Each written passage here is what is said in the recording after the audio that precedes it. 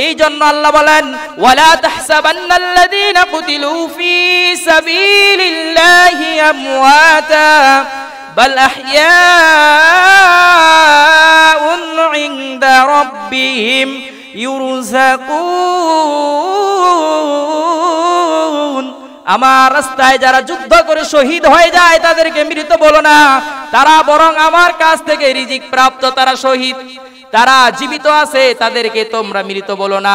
এই জন্য গাজওয়াতুল হিন্দের সূচনা, মুসলমানের গায়ে আঘাত লেগেছে, মুসলমানকে পশুর মতো জবেহ করে দুনিয়া থেকে বিদায় করে দিচ্ছে ইসকনরা। এই জন্য উগ্রবাদী, হিন্দুত্ববাদী, নাস্তিকত্ববাদীকে বিদায় করে মুসলমানদের জিহাদের ডাক যদি চলে আসে, ওই জিহাদের ময়দানে নিজের সমস্ত শক্তি দিয়ে আল্লাহর রাস্তায় জীবন দিতে রাজি আছি তো ইনশাআল্লাহ? দুই হাত তুলে আল্লাহরে দেখান তো ইনশাআল্লাহ। সম্মানিত হাজিরিন, আজকের আলোচনার বিষয় ইসলামে শহীদদের গুরুত্ব এবং অবদান। ইসলামে শহীদদের গুরুত্ব এবং অবদান। আপনারা জানেন আমাদের দেশে সম্প্রতি একটা খুব বিষয় নিয়ে তুমুল চলছে। ইসকন কর্তৃক একজন মুসলমান লয়ারকে পশুর মতো জবাই করে দুনিয়া থেকে বিদায় করে দিয়েছে। মুসলমানদের শরীরের লোম আর এখন শুয়ে নাই। গোটা বাংলার মুসলমানের শরীরের লোম দাঁড়িয়ে গেছে, কারণ কোন নাস্তিক, কোন বেঈমান মুসলমানের গায়ে হাত তুলবে আর মুসলমান বসে থাকে দেখবে, এটা মুসলমানের স্বভাব না। মুসলমানের স্বভাব তো হচ্ছে হযরত ওমরের মতো, মুসলমানের স্বভাব তো হযরত আবু বকরের মতো। যখন মুসলমানদের উপর নির্যাতন আর লাঞ্ছনা বাঞ্ছনা আসবে, মুসলমানরা তখন তো আর বসে থাকবে না, মুসলমানরা তখন ওমরের ভূমিকা পালন করবে। আবার কিছু কিছু ক্ষেত্রে মুসলমানদেরকে হযরত আবু বকরের ভূমিকা পালন করতে হবে। সুতরাং আমার ভাইয়ের শরীরের উপর তারা আঘাত করলো, আমার ভাইকে দুনিয়া থেকে বিদায় করে দিল। এটা শুধু একজন মুসলমানকে দুনিয়া থেকে বিদায় করে দেওয়া না, গোটা বিশ্বের মুসলমানদের গায়রতে লেগেছে, গোটা বিশ্বের মুসলমানদের শরীরে লেগেছে। আমার ভাইকে দুনিয়া থেকে তারা বিদায় করে দিয়েছে। প্রিয় ভাইরা, মুসলমানদেরকে আঘাত করলে মুসলমানরা মৌমাছির মতো হুল ফুটিয়ে তাকে ধরার চেষ্টা করে। এটা হচ্ছে মুসলমানদের স্বভাব। প্রিয় ভাইরা, মৌমাছির জাতি, এই মৌমাছির মতো মুসলমানদেরকে, মৌমাছি মৌচাক থেকে সুন্দর মধু দেয়, সেই মধু খেতে প্রচুর স্বাদ। আবার ওই মৌচাকে যখন কেউ ঢিল ছিটে, মৌচাকে যখন কেউ আঘাত করে, মৌমাছি তখন আর তার ঠান্ডা মেজাজ দেখায় না, তখন মৌমাছি তাকে বুঝায় দেয় মৌমাছির গুণ কেমন, ঠিক কিনা? সুতরাং মুসলমানদের শরীরে আঘাত করছে, মুসলমান দুনিয়া থেকে পশুর মতো জবাই করে বিদায় নিয়েছে। এই মুসলমান আর বসে থাকার সময় নাই। এখন যদি জিহাদের ডাক চলে আসে, গাজওয়াতুল হিন্দের সূচনা বোঝা যাচ্ছে, যদি জিহাদের ডাক চলে আসে, আমরা বসে না থাকি, আল্লাহর রাস্তায় সাড়া দিতে রাজি আছি তো ইনশাআল্লাহ? আল্লাহ সবাইকে তৌফিক দান করুক, বলি আমিন। প্রিয় ভাইরা, আমি একটি আয়াত তেলাওয়াত করেছিলাম। আল্লাহ তাআলা বলছেন, ولا تحسبن الذين قتلوا في سبيل الله أمواتا بل أحياء عند ربهم يرزقون।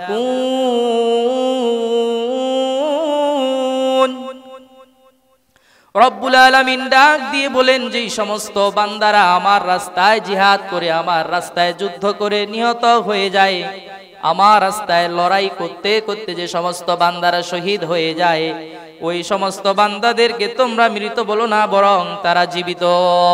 কারণ বাল আহইয়াউন ইনদা রাব্বিহিম ইউরযাকুন। আল্লাহ বলছেন, ওই সমস্ত বান্দাদেরকে আমি রব রিজিক প্রদান করি। সুবহানাল্লাহ।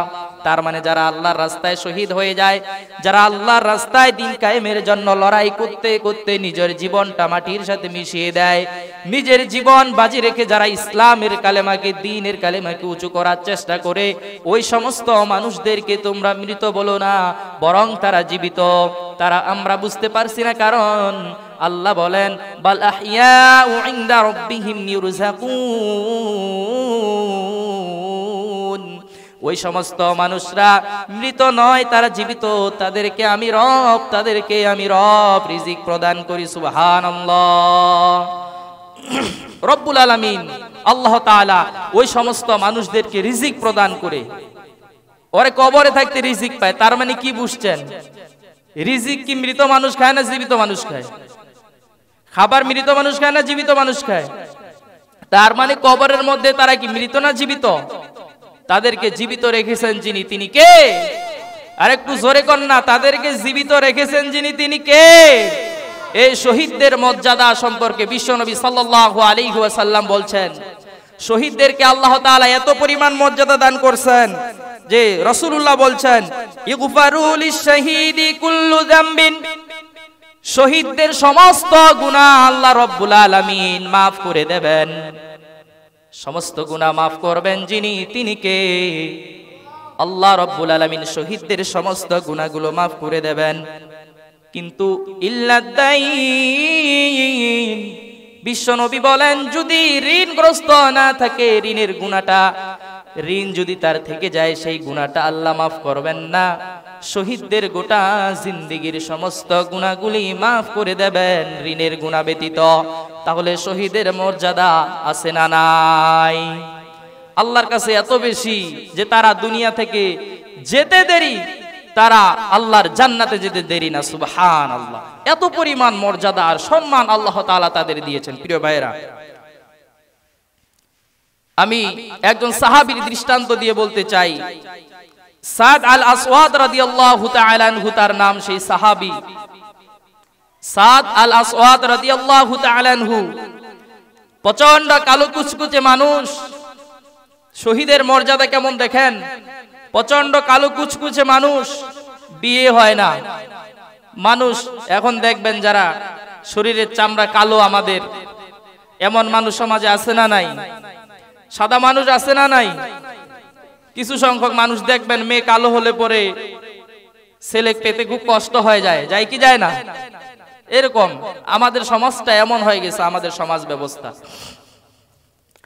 সাদ আল আসওয়াদ রাদিয়াল্লাহু তাআলা আনহু কালো কুচকুচে মানুষ, বিয়ে হচ্ছে না, অনেক বয়স হয়ে গেছে। নবীজির কাছে আসে, বলি ইয়া রাসূলুল্লাহ সাল্লাল্লাহু আলাইহি ওয়াসাল্লাম, ওগো আল্লাহর প্রিয় হাবিব, আমার কি বিয়ে হবে না কোনোদিন? বিশ্বনবী সাল্লাল্লাহু আলাইহি ওয়াসাল্লাম বলছে, তোমার বিয়ে হবে মদিনার শ্রেষ্ঠ সুন্দরীর সাথে। সুবহান, মদিনার শ্রেষ্ঠ সুন্দরীর সাথে তোমার বিয়ে হবে, চিন্তার কোনো কারণ নাই। ইয়া রাসূলুল্লাহ বলতেছেন যেহেতু মুখ দিয়ে, একটু কাগজে লিখে দেন না, আরো মজবুতি হোক। রাসূল বলছে কাগজ নিয়ে আরো আনছে, নবীজি দস্তখত করে দিয়েছে, চিঠি লিখে দিয়েছে যে হুজুর আমার বিবাহ কার সাথে হবে? কয় মদিনার অমুক আব্দুল ওয়াহাবের মেয়ের কাছে, আব্দুল ওয়াহাবের হাতে যায় চিঠি দাও। চিঠি পাইয়া করছে কি?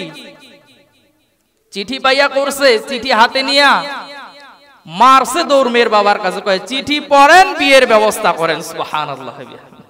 চিঠি পড়েন, বিয়ের ব্যবস্থা তাড়াতাড়ি করেন। চিঠি পেয়ে দেখে বিশ্ব নবীর কাছ থেকে চিঠিখানা এসেছে, মনে মনে খুশি হলেন। কিন্তু একবার চিঠির দিকে তাকায়, আর একবার পাত্রর দিকে তাকায়। পাত্র তো গায়ের রং আলকাতরা ফেল, এত কালো কুচকুচে মানুষ। একবার চিঠির দিকে তাকায়, আর একবার বিয়ের পাত্রর দিকে তাকায়। কয় নবীজি পাঠিয়েছে, না করা যাবে না, কারণ সিদ্ধান্ত নবীজি নিজে দেন না। কার পক্ষ থেকে দেন? আল্লাহ তাআলার পক্ষ থেকে দেন। বিশ্ব নবী পাঠিয়েছে, এখানে না বলা যাবে না। আমি অবশ্যই এই বিয়েতে রাজি আছি, কিন্তু আমার মেয়ের সম্মতি নিতে হবে। আমার মেয়ে যদি রাজি না হয়, আমার করার কোনো কিছুই থাকবে না। মেয়েকেও আল্লাহ তাআলা তেমন ঈমান দিয়েছেন, ইসলামের বুঝ আর তাকওয়া তেমন দিয়েছেন। দেওয়াল ঘেঁষে ঘেঁষে সমস্ত কথাগুলো শুনে ফেলল। বলে তুমি থাকো, আমার মেয়ের কাছ থেকে অনুমতি নিয়ে আসি, আমার মেয়ে এই বিবাহে রাজি আছে কিনা। যাওয়া হলো, তার কাছে চিঠি দেওয়া হলো, মেয়ে চোখের পানি ছেড়ে দিচ্ছেন। পিতা তাকে বলে, বা মেয়ে তুমি মনে হয় কালো ছেলে দেখে এই জন্য কান্না করতেছ, ঠিক আছে আমি তাকে তাড়িয়ে দিচ্ছি, তার সাথে তোমার বিবাহ হবে না, কান্না করার কোনো প্রয়োজন নাই। মেয়ে বলতেছে, বাবা তুমি বুঝতে ভুল করেছো, তোমার মেয়েকে আল্লাহ ঈমান নামক দৌলত এত পরিমাণে দিয়েছেন, রব্বুল আলামিন আমাকে এত পরিমাণ ঈমান দিয়েছেন, নবীজির কথা আমি কখনো ফেলতে পারবো না, আমি বিয়েতে রাজি হয়ে গেলাম। সুবহানাল্লাহ। কিসের বিনিময়ে? তাকওয়া। কিসের বিনিময়ে? তাকওয়া, আল্লাহকে ভয় করে। আমাদের সমাজে আছে এমনটা, যার বাড়ি গাড়ি জমি জমা অর্থ সম্পদের পাহাড়, সে শ্রেষ্ঠ পাত্র, সে আমার উপযুক্ত। আপনার মেয়ে সুখে শান্তিতে খাচ্ছে কিনা, আপনার মেয়েকে মানসিক তৃপ্তি দিতে পারছে কিনা, আপনার মেয়েকে শারীরিক তৃপ্তি দিতে পারছে কিনা, আপনার মেয়েকে কতটুকু ডিপ্রেশনে রাখতেছে, আপনার কোনো খেয়াল নাই, শুধু টাকার দিকে আপনার আমার দৌড়। আল্লাহ এই জাতিকে হেফাজত করুক বলি আমিন। প্রিয় ভাইরা, কি করছেন? মেয়েও রাজি, মেয়ের বাবাও রাজি, পাত্র কয় আমি তো আগে থেকেই রাজি হয়ে আছি। দৌড় মারছে নবীজির কাছে, ইয়া রাসূলুল্লাহ আপনার দুয়ার, আপনার চিঠি কাজে লেগে গেছে, ইয়া রাসূলুল্লাহ বিয়ের ব্যবস্থা করুন। নবীজি বলছেন, সাহাবী বিয়ে তো হবে কিন্তু মহারানা কই? ইয়া রাসূলুল্লাহ আমার কাছে যদি মহারানা জোগাড় করতে দেন, আমার মনে হয় মৃত্যুর আগ পর্যন্ত বিবাহ হবে না। নবী গো, বিয়ের দায়িত্বটা যেহেতু আপনি নিয়েছেন, মহারানার দায়িত্বটাও আপনি নেন। নবীজি মুস্কি এসে দিলেন।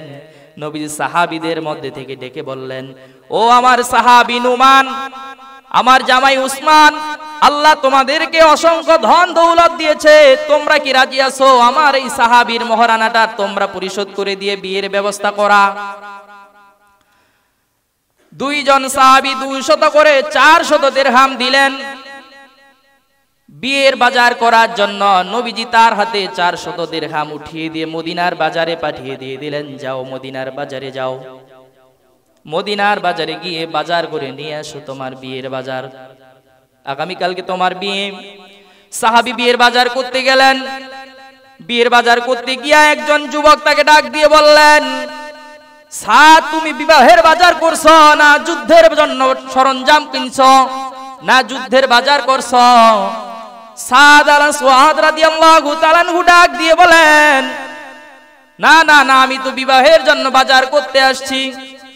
বলে যুদ্ধের ডাক চলে আসছে, জিহাদের ময়দানে চলে যেতে হবে। কি করলেন?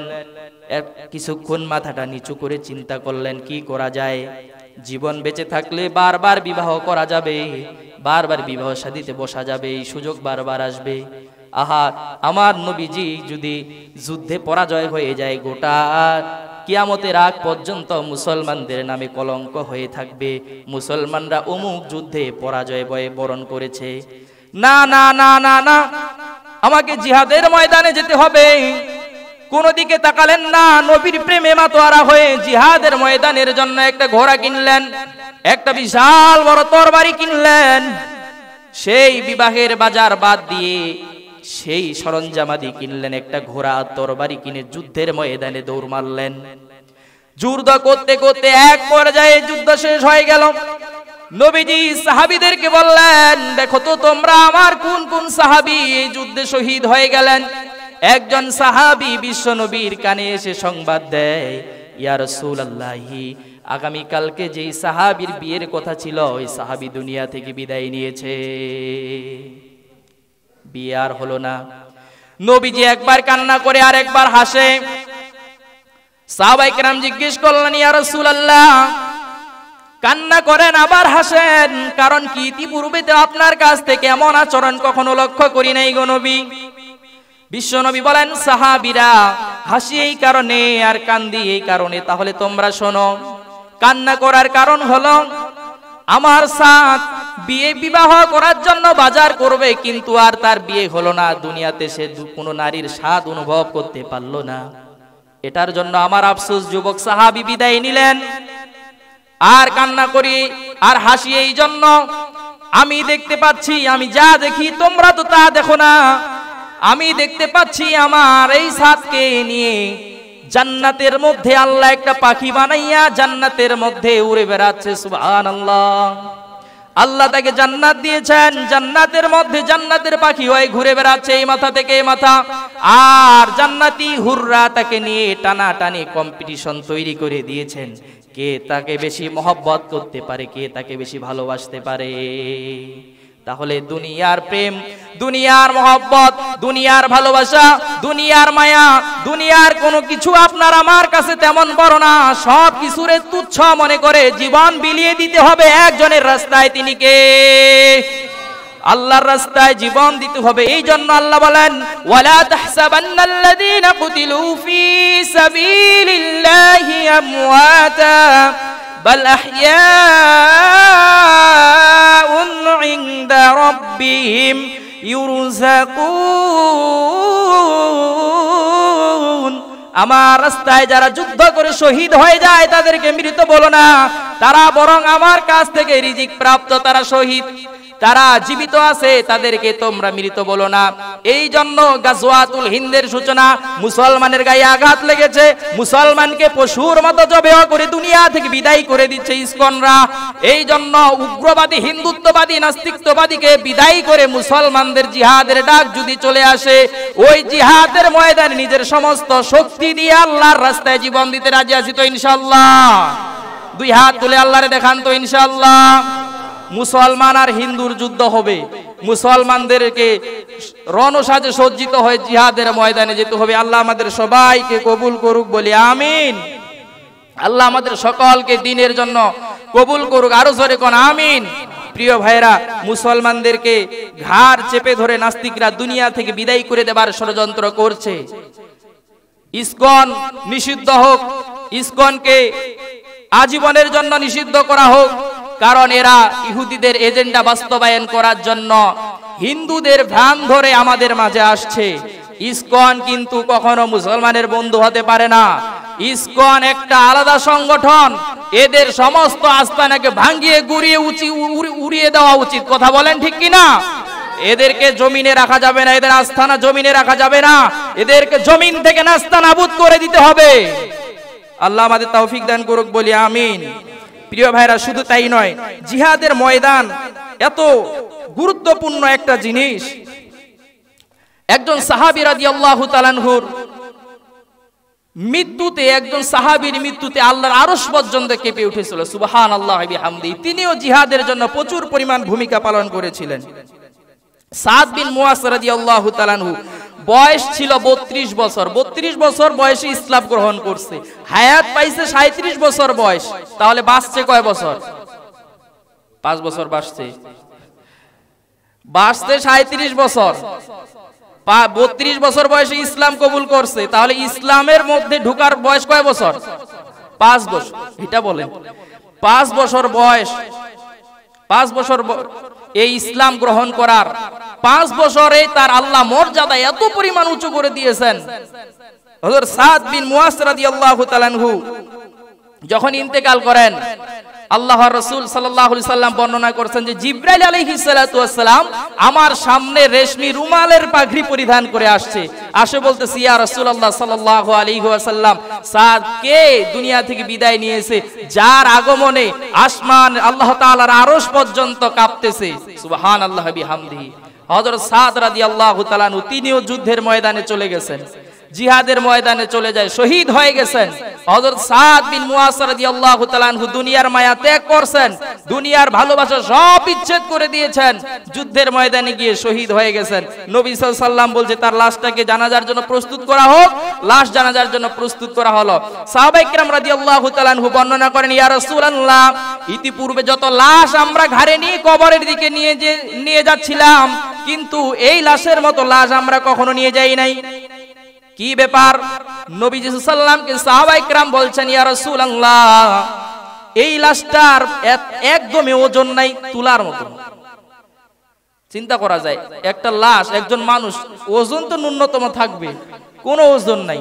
ইয়া রাসূলুল্লাহ, আশ্চর্য ব্যাপার, লাশটার কোনো ওজন নাই, তুলার মতো হালকা। নবীজি সাল্লাল্লাহু আলাইহি ওয়াসাল্লাম এই কথা শুনে মুস্কি হাসলেন। সাহাবায়ে কেরাম বললেন, ইয়া রাসূলুল্লাহ কি হলো?